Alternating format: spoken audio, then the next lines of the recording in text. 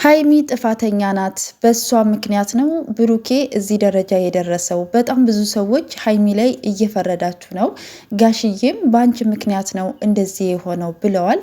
ይቅርታ አድርጉልኝና ሀይሚ ምንም አይነት ጥፋት የለባትም። በሷ ምክንያትም ሊሆን አይችልም።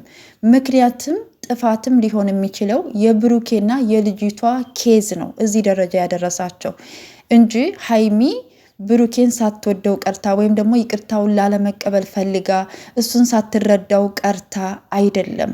ከሱ መለየትን ፈልጋ አይደለም። በጣም እንደምትወደው፣ በጣም እንደምታከብረው፣ እንደምትሳሳለት፣ በጣም ብዙ ዋጋ እንደከፈለችለት፣ ብዙ ነገር እንዳጣችበትም ታውቃለች።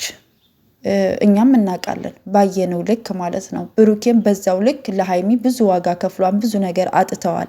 ይህን የተገነባ ፍቅር ብዙ ደረጃ እንደርሳለን ብለው ያሰቡ ልጆች እንደዚህ ባልታሰበ ነገር እንደዚህ አይነት ነገር ሲከሰት በጣም ከባድ ነው። ገባችሁ እንጂ ሀይሚ ጥፋተኛ አይደለችም።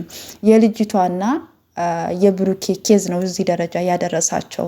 ሀይሚ ለምን አትረዳውም? እሷ እኮ መረዳት አቅቷት አይደለም፣ ተረድተዋለች። ነገር ግን ደግሞ እንደው የብሩኬ ልጅ ነው እንኳ ተብሎ ሀይሚ ብትቀበል እንኳ ልጅቷ በህይወታቸው ሰላም እንደማትሰጣቸው ከዚህ በፊት ሀይሚ ተናግራለች። ሰላም አትሰጠንም ብለዋለች። ይህን ስላሰበች ነው ከብሩኬ መለየትን የመረጠችው ሀይሚ እንጂ ብሩኬን ጠልታ ወይም ደግሞ እዚህ ደረጃ እንድደርስ ፈልጋ አይደለም። አንዳንድ ጊዜ በሀይሚዬ ቦታ ሆናችሁ ለማሰብ ብትሞክሩ ወይም ደግሞ እኔ በሆንስ ብላችሁ ብታስቡ እኔ በጣም ደስ ይለኛል። ጋሽዬም ትናንትና በጣም ሲናገሯት ነበረ። በጣም ነው ያሳዘነችኝ።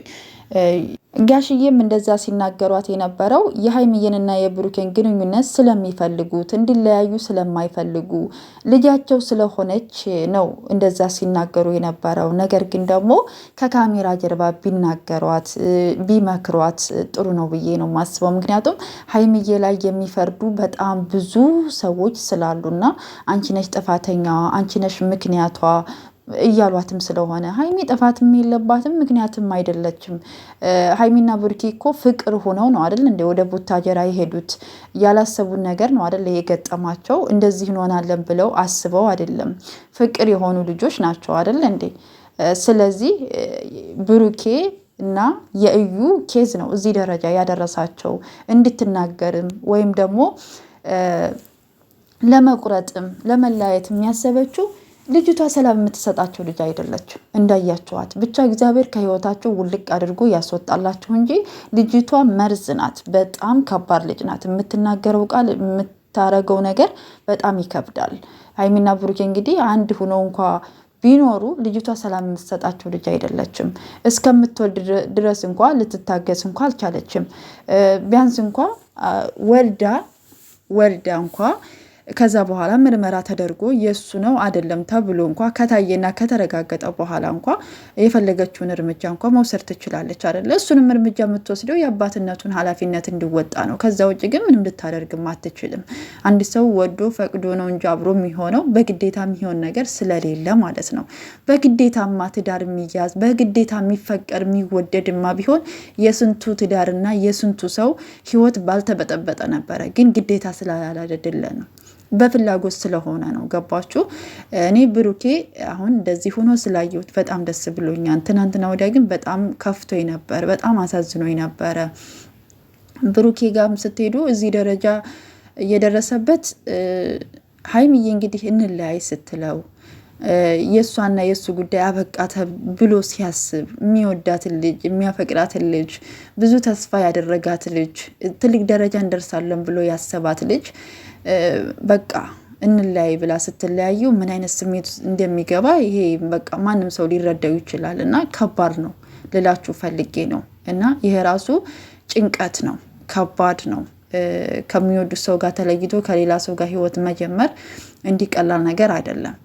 ያን ሰው ከልባችሁ አውጥታችሁ ሌላ ህይወት ለመጀመር በጣም ከባድ ነው። እና ግን ደግሞ እነሱ አሁን ላይ ስራ እየሰሩ ነው። ግን ደግሞ ስራው እንትን አለ የሆነ ተንዛዛ፣ ግራ ተጋባ። እና እኔ እንጃ እንዴት እንደሚሆን ባላቅም፣ እኔ ዛሬ ራሱ ይቅርታ ተጠያይቀው ነገ ጥምቀትን ፏፈሽ ብለው ድምቅ ብለው ቢመጡ እኔ በጣም ደስ ይለኛል። ያለውን ነገር ተነጋግረው ከካሜራ ጀርባም ተነጋግረው ቢመጡ እኔ ደስ ይለኛል።